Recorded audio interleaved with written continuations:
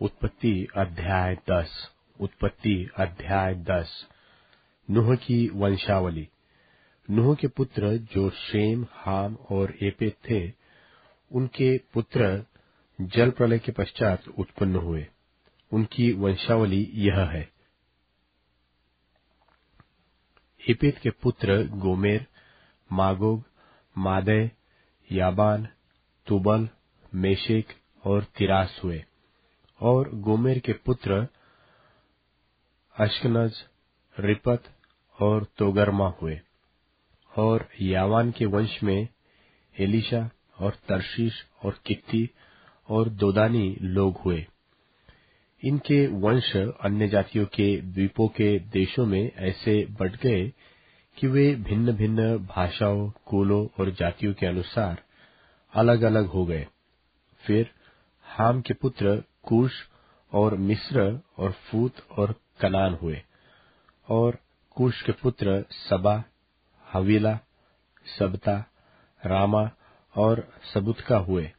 और रामा के पुत्र शबा और ददान हुए। और कूश के वंश में निम्रोद भी हुआ। पृथ्वी पर पहला वीर वही हुआ है।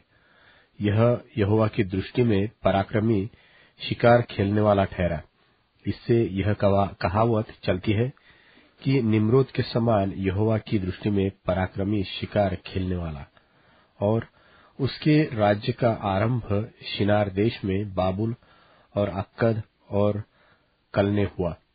उस देश से वह निकलकर अश्शूर को गया और निनवे, रहोबोतीर और कालह को, और निनवे और कालह के बीच जो रेसेन है उसे भी बसाया। बड़ा नगर यही है। और मिस्र के वंश में लूदी, अनामी, लहाबी, नप्तुही और पत्रुसी, कसलुही और कप्तोरी लोग हुए। कसलुहियों में से तो पलिश्ती लोग निकले।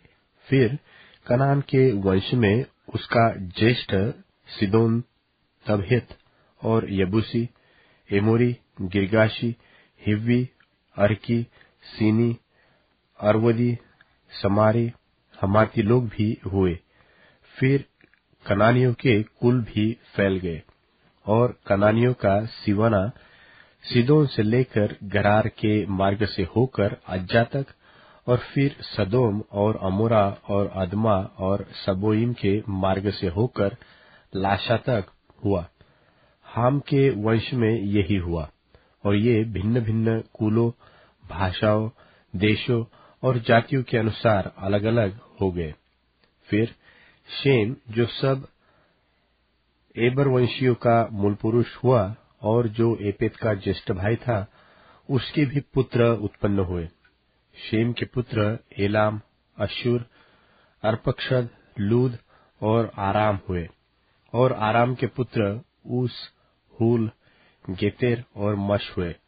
और अर्पक्षद ने शेलह को, और शेलह ने एबर को जन्म दिया। और एबेर के दो पुत्र उत्पन्न हुए। एक का नाम पेलेग इस कारण रखा गया कि उसके दिनों में पृथ्वी बढ़ गई। और उसके भाई का नाम योक्तान है। और योक्तान ने अलमुदाद, शेलेत, हसमावेत, एरह, यदोरवाम, उजाल, दिकला, ओबाल, अबिमायल, शबा, ओपीर, हवीला और योबाब को जन्म दिया। यही सब योक्तान के पुत्र हुए। इनके रहने का स्थान मेशा से लेकर सपारा, जो पूर्व में एक पहाड़ है, उसके मार्ग तक हुआ। शेम के पुत्र यही हुए। और ये भिन्न भिन्न कुलों, भाषाओं, देशों और जातियों के अनुसार अलग अलग हो गए। नूह के पुत्रों के घराने यही है। और उनकी जातियों के अनुसार उनकी वंशावली यही है। और जल प्रलय के पश्चात पृथ्वी भर की जातियां इन्हीं में से होकर बढ़ गई।